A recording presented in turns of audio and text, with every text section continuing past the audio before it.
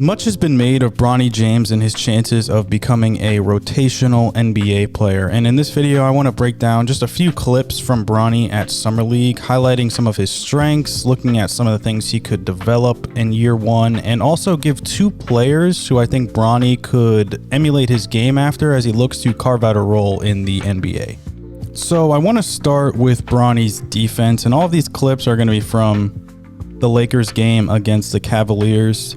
In this game, Bronny, his primary matchup was Emoni Bates. Bates is listed at 6'8", 170 pounds. I thought this was a good possession by Bronny. You'll see the Cavaliers are in transition. The ball gets hit ahead to Bates. Bronny tries to stop him in transition, gets caught up on a screen, and comes up with what was listed as a block.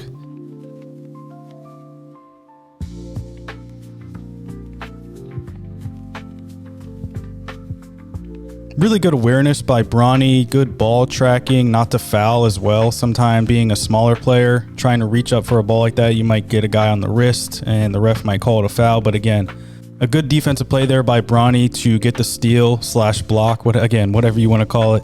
So the first player I want to bring up in terms of a player that Bronny could emulate his game after is Gary Payton II.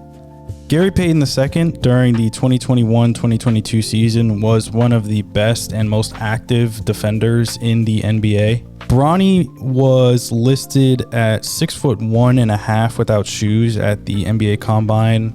He has a 6'7" and a quarter wingspan, and he was listed at 210 pounds. Gary Payton II listed at 6'2", 6'8", wingspan, and 195 pounds. So again, another guy kind of similar in stature and weight as well to Bronny. So here's a play by Gary Payton II, kind of showcasing that ball tracking ability I mentioned just a second ago. He's matched up against the Rockets' Jalen Green. You'll see the ball gets swung to Green. He rejects a screen, but as he goes to throw the pass, again, GP2 showcasing the ball tracking ability. Another way you could put it is just mirroring Jalen Green's movements on offense.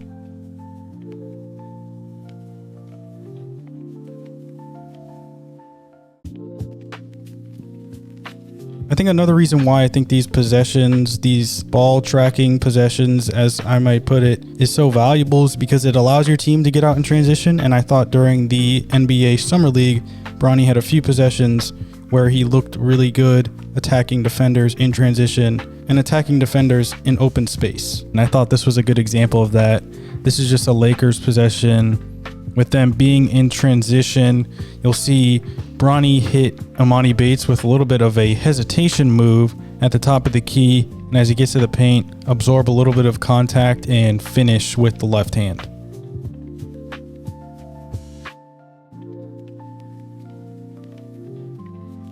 Even though it's pretty subtle, I thought the hesitation move that Bronny gave Emoni Bates on that left wing was part of the reason why he was able to explode to the rim. Another thing I noticed while watching Bronny during the Summer League is that he likes to play on his toes a lot. I don't know if anyone else noticed that. And I feel like that helps him with his explosiveness, obviously being to push off his toes and blow by defenders. So again, I kind of want to tie this back to Gary Payton II. Obviously, Bronny knows how to push in transition, might be effective in that space, but in half-court sets, what are some ways that Bronny could be utilized? This play is from the Warriors playoff series against the Denver Nuggets in 2022. As you'll see, Steph Curry walking up the ball, his primary defender, Aaron Gordon, somewhat of a bigger defender, and then you'll see Gary Payton, who is defended by Jokic. He'll set a screen on Gordon and get downhill. Also on the floor for the Warriors, you have Otto Porter in the left corner. You have Clay in the right corner and Draymond kind of just roaming around the top of the key.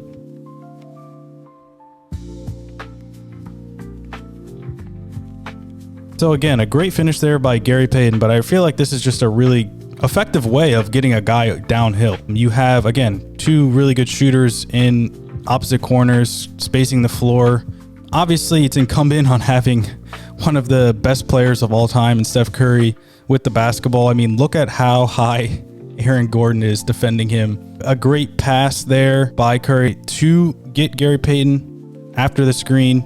Jeff Green rotates over. Even if Draymond was a shooter, this could be a playmaking opportunity for Gary Payton if he doesn't want to finish over Jeff Green, who, again, a pretty big forward, a sizable forward. I think this is just one of the ways I think Bronny could be utilized. I'm not saying this could ever be part of his game, but just one way I think Bronny could be utilized in the NBA, just given his physical makeup and really just the fact that we've seen it at all in the NBA.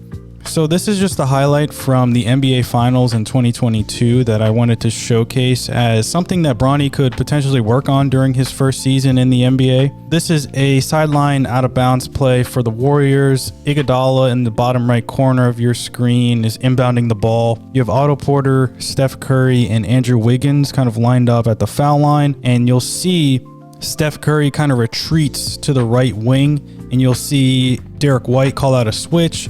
Jaylen Brown kind of follows Steph Curry, and it even moves Al Horford a little bit out of position as well. But just watch Gary Payton, who's in the left corner, the kind of the top of your screen.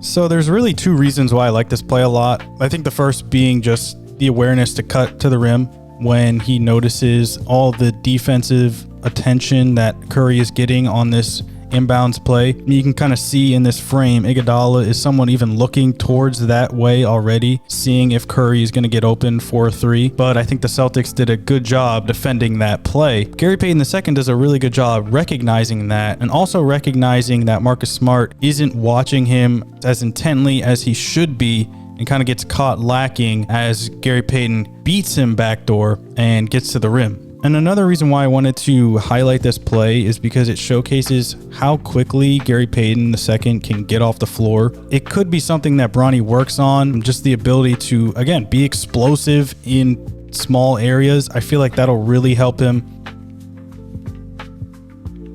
So now I just wanted to show a few possessions of Bronny in the pick and roll.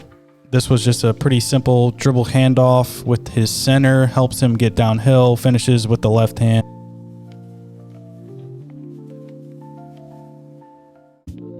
I thought this was another good possession from Bronny. Again, another pick and roll possession, another action with his center, showcasing a little bit of his playmaking chops. As you'll see, Dalton Knecht kind of rises up from the corner to get himself open. I really like here, as you'll see, Bronny's playing off 2 feet once he gets in the lane. I feel like that gives him a lot more control. It's just a really smart basketball play.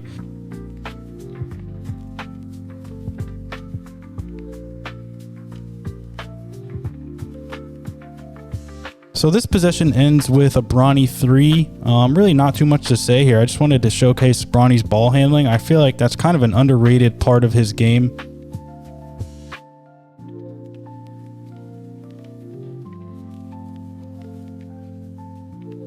The other player I wanted to highlight in terms of players who I think Bronny could emulate his game after is Gabe Vincent. The clips I'm going to show are from the 2023 NBA Finals. I know he's on the Lakers now. It didn't have the best of seasons during the 2023-2024 year, but during Miami's playoff run in 2023, he was fantastic.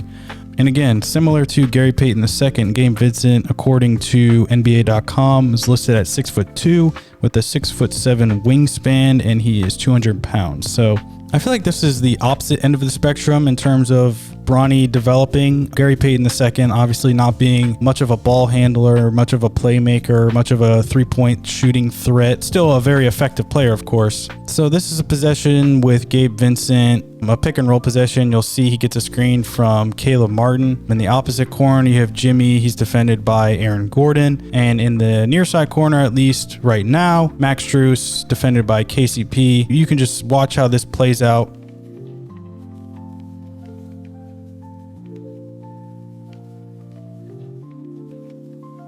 So yes, Max Strus missed the shot, but it's a wide open corner 3. An NBA coach will take that, especially in the NBA Finals.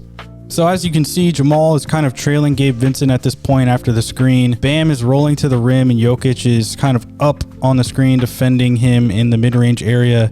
Caleb Martin is on the right wing. Jimmy's still in the corner. But the threat of Bam rolling to the rim, it kind of pulls KCP out of position for just a second. Being the shortest player on the floor and still being able to see this pass and then make this pass, very impressive.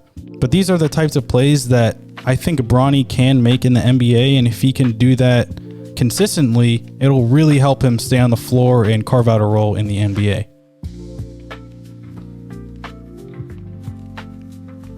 This was a really nice pull-up three by Gabe Vincent. He's defended by Aaron Gordon here. You'll see Zeller comes to set the screen, and before Jokic can even get up to defend the shot, Vincent is already getting into his shot. The same way that I discussed GP2 with the layup against the Celtics, his ability to get off the floor really quickly, I think getting into your shot really quickly is going to be something Bronny is going to have to do. And again, every player is different. Obviously, every player has a different play style. I'm not saying Bronny should play exactly like Gary Payton II, should play exactly like Gabe Vincent, but these are just little things I think Bronny could use to help him during his NBA career. And I wanted to showcase a defensive possession from Gabe Vincent. He's matched up against Jamal Murray, and this is an action that the Nuggets use a lot, just a simple handoff from Jokic. A lot of the times, Murray has the ability to deliver a pocket pass to Jokic as he rolls to the rim, or maybe shoot a floater. You'll see at first good initial defense by Zeller, kind of taking away Jamal Murray's ability to get a shot off. But once Gabe Vincent recovers and he's kind of matched up one-on-one with Murray, I love the job that he did defending him here, using his body, his length, not fouling, and then contesting despite being a smaller player.